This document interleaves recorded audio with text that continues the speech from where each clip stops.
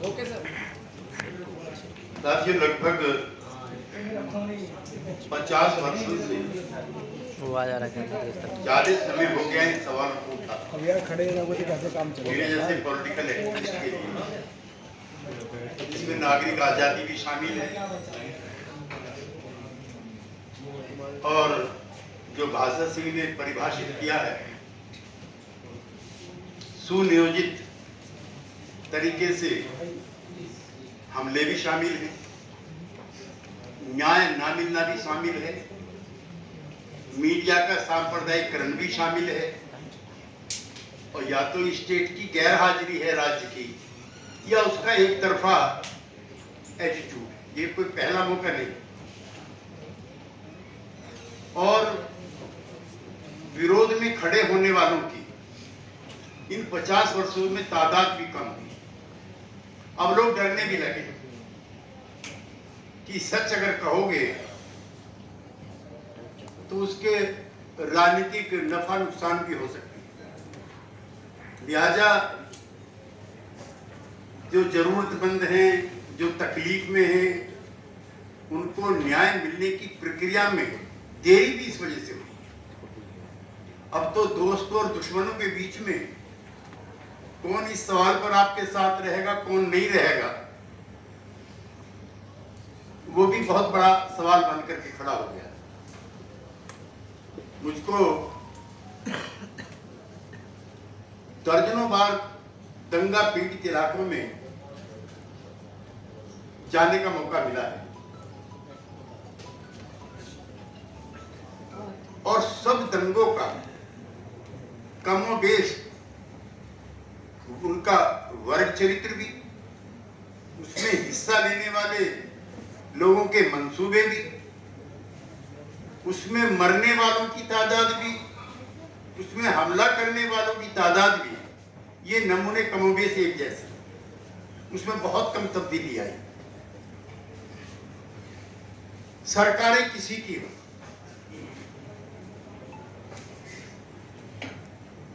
उसमें शब्दावली के फर्क जरूर रहते हैं, लेकिन मरने वालों की पहचान पर कोई फर्क नहीं पड़ता।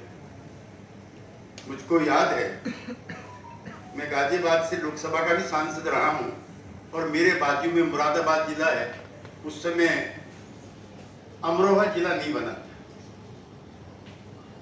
ईद का दिन था और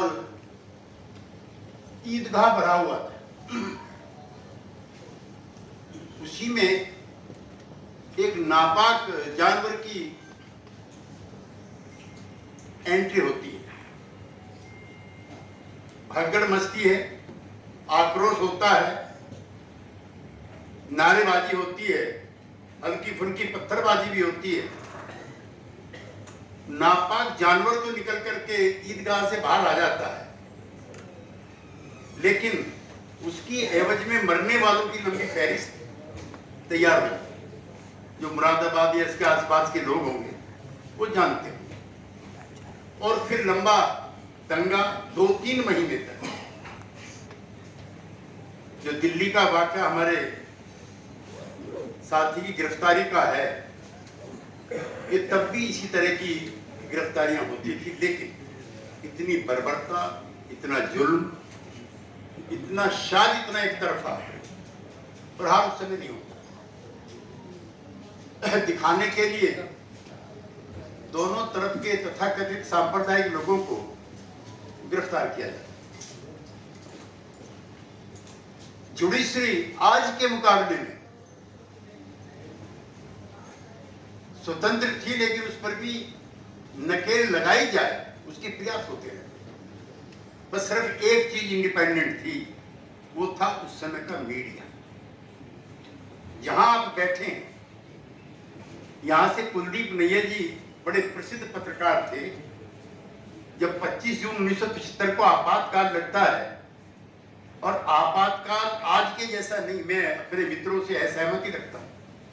प्रेस ज्यादा खुल करके सत्ता प्रतिष्ठानों के खिलाफ हो गई है, सरकार के खिलाफ हो गई है, स्टेट के खिलाफ हो गई है। इसलिए इस पर लगाम लगानी जरूरी है। तब ये दौर था। आज तो प्रेस को हम लोग ऐसा भी नहीं कह सकते कि प्रेस गुलाम होगी, नहीं। ये तो जनरल नियाजी का जो सरेंडर था इंडो पाक वार में बगैर लड़े, जब 90,000 से भी ज्यादा लोगों ने आत्मसमर्पण कर दिया था, तो इंडियन प्रेस का जो आत्मसमर्पण है वो जनरल नियाजी जैसा, बगैर लड़े। उस समय यहां से कोई 250 के करीब पत्रकार निकले थे आपातकाल के लोग, और उसमें राजेंद्र सच्चर भी थे, जिनके पिताश्री संयुक्त पंजाब के पहले मुख्यमंत्री थे। कई लोगों ने गिरफ्तारी दी। अब तो कोई ये भी नहीं कहता कि प्रेस की आजादी के लिए कुछ करना भी है। तब में हमें ये फर्क, उसे कई समाचार पत्रों के संपादक थे। उस समय जयप्रकाश जी के आंदोलन का भी दौर चल रहा था, और बढ़ चढ़ करके लिखते थे। जैसे कांड और जैसे घटनाक्रम आज हो रहे हैं, अगर 74-75 में हो गए होते तो शायद समाचार और पत्र वाले ही क्रांति कर दी होती। और ऊपर वाले का लाख लाख शुक्र है कि ये सामने टेलीविजन वाले पत्रकार नहीं, क्योंकि जितनी खराबी इस दौर में इनके जरिए हुई है। एक पंडित जी बैठाए गए हैं, एक मौलवी बैठाया गया है। अब शाम को 5 बजे मुकाबला, उसके नाम भी ऐसे ऐसे हैं कि जैसे वो दो लोगों के बीच में नहीं, जैसे दो कम्युनिटीज के बीच में मुकाबला होना है, और शुरू हो जाता है। और मेरी जानकारी में है कि वो पेड लोग बैठते हैं और उन्हें पैसे दिए जाते हैं। एक बार तो मुझे बहुत ताज्जुब हुआ कि पाकिस्तान के एक पत्रकार को जब गाली पड़ रही थी, तो मैं ताज्जुब में था कि क्यों वो अपने मुल्क में बैठा हुआ बेवजह गाली खा रहा है। तो उसका डॉलर जो है, उसका पेमेंट डॉलर में हुआ। ये तब ऐसा नहीं था। एक से एक बड़े पत्रकार थे, लिखते थे खूब, और जो पत्रकार जितना हुकूमत के खिलाफ लिखता था, समाज में उसकी उतनी ही ज्यादा इज्जत होती थी। जैसा कांड अब ये सैफी जी के साथ हुआ, उस वक्त इक्के दुक्के होते थे। साल में एक आध बार हमारे मित्र बैठे हैं, अलीगढ़ के प्रेसिडेंट भी रहे, राज्यसभा में हमारे साथ भी थे। अगर कोई नौजवान नेता गलती से गिरफ्तारी में आ गया, कैंपस में शांति नहीं होती थी, महीनों महीनों कैंपस बंद रहते थे। खबरदार अगर पुलिस घुस जाए कैंपस में। अब तो कैंपस के अंदर भी, हॉस्टल के अंदर जाकर के पकड़ करके लाते हैं, और माफ करना, हम लोग शांत रहते हैं। प्रतिक्रियाएं, रिएक्शंस, प्रतिरोध, रेजिस्टेंस लगभग कम हो। तो ऐसे हालात में जिन साथियों ने प्रयास किया है हम साथियों की इकट्ठा करने का, हम उनका समर्थन भी करते हैं, उनको धन्यवाद भी देते हैं। लेकिन जितना हम एक्सप्रेस कर रहे हैं, स्थिति उससे ज्यादा खराब है। और 1947 में मैं बहुत जिम्मेदारी के साथ कहना चाहता हूं, ऐसा माहौल नहीं था जैसा आज। मैं पश्चिम यूपी का रहने वाला हूं। मुस्लिम लीग का सबसे बड़ा गढ़ यही था। जितने भी नवाब थे सब मुस्लिम लीग के समर्थक, चाहे छतारी का हो चाहे कहीं और का भी। जब बंटवारा होता है उस समय लोग ऊंचे पैमाने पे यहां से जा रहे होते। तो हमारे पश्चिम में ठाकुरों के, त्यागी लोगों के, गुजरों के और जाटों के ज्यादातर गांव में किसान जाति होंगे। हम लोग के पुरखे रेल में से, बसों में से उतार करके लोगों को लाए थे कि नहीं, ये मुल्क तुम्हारा है, क्यों जा रहे हो? कि साहब डर लगता है। किस चीज से लगता है? तो पाकिस्तान के जो सपने दिखाए थे जिन्होंने, एक तो उसके लिए कुछ उनका मन रहा होगा, दूसरा बड़ी वजह जाने की, यहां पर उनके जो सवाल हैं वो अनआंसर्ड होंगे, ये भी एक बड़ा सवाल है। लेकिन उस समय गांधी था। अब तो गांधी भी रोज मरता है।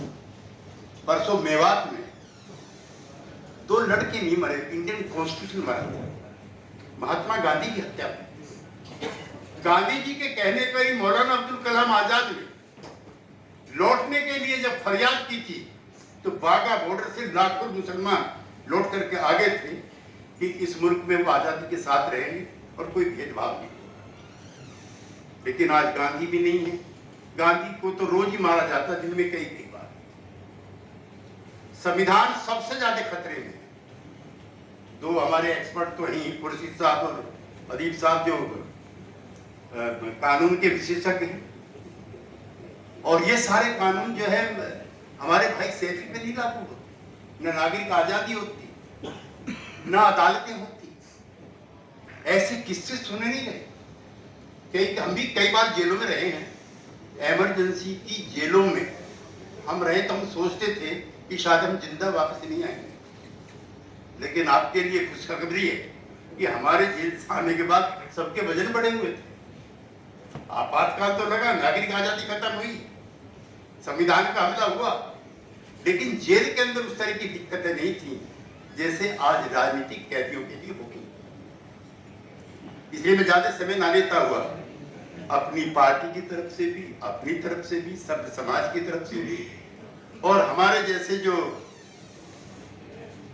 पैदाइशी विरोध करने वाले लोग की जमात है लंबी, उसकी तरफ से अपनी टोटल सॉलिडेरिटी अपने मित्र साथी की तरफ है। और उनके लिए कोई प्रदर्शन, कोई जुलूस, कोई हड़ताल, कोई सिग्नेचर कैंपेन ये कमेटी चलाएगी। हम उसमें सबके साथ कंधे से कंधा मिला के साथ रहेंगे। बहुत बहुत शुक्रिया।